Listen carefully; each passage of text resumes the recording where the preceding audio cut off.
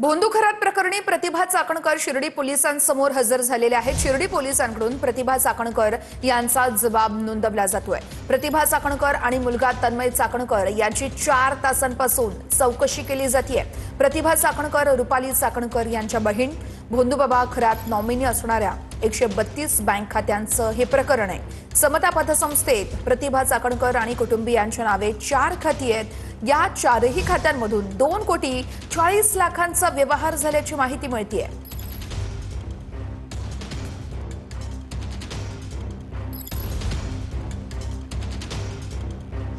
सर्वांचीच चौकशी केली पाहिजे, रोहित पवारांची ही मागणी आहे। नेते चौकशीसाठी का जात नाहीयेत, रोहित पवार यांनी हा सवाल उपस्थित केलाय। एसआयटीनं पारदर्शक पद्धतीनं काम करावं, कोणताही दबाव नको असंही रोहित पवार म्हणतायत।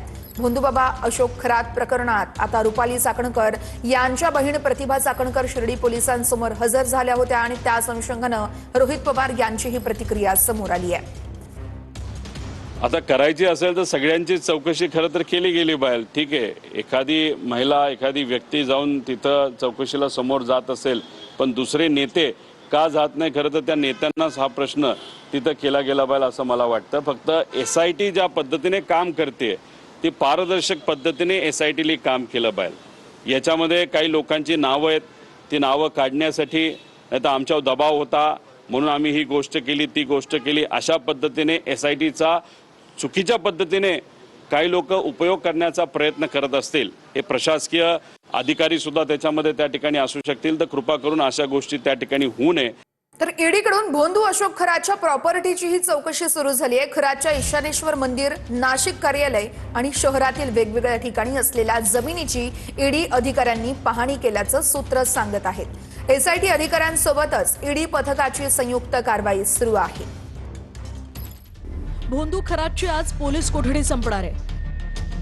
3ऱ्या गुन्ह्यात खरातला पोलीस कोठडी देण्यात आली आहे, तर 4थ्या गुन्ह्यात खरातला पुन्हा पोलीस कोठडी मिळवण्यासाठी एसआयटी प्रयत्न करणार आहे।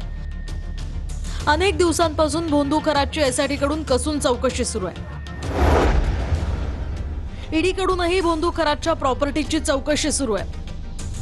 ईशान्येश्वर मंदिर आणि नाशिक कार्यालय यासह शहरातील वेगवेगळ्या ठिकाणी असलेल्या जमिनीची ईडी अधिकाऱ्यांनी पाहणी केल्याची सूत्रांची माहिती आहे। एसआयटी अधिकाऱ्यांसोबत ईडी पथकाकडून संयुक्त कारवाई करण्यात येते। प्रॉपर्टी जमा करण्यामागील उद्देश काय, काही प्रॉपर्ट्यांमध्ये पार्टनर का लावले याचाही तपास केला जातोय। भोंदू अशोक खरातचा सीए ललित पोफळेचा आणखी एक कारनामा समोर आलाय।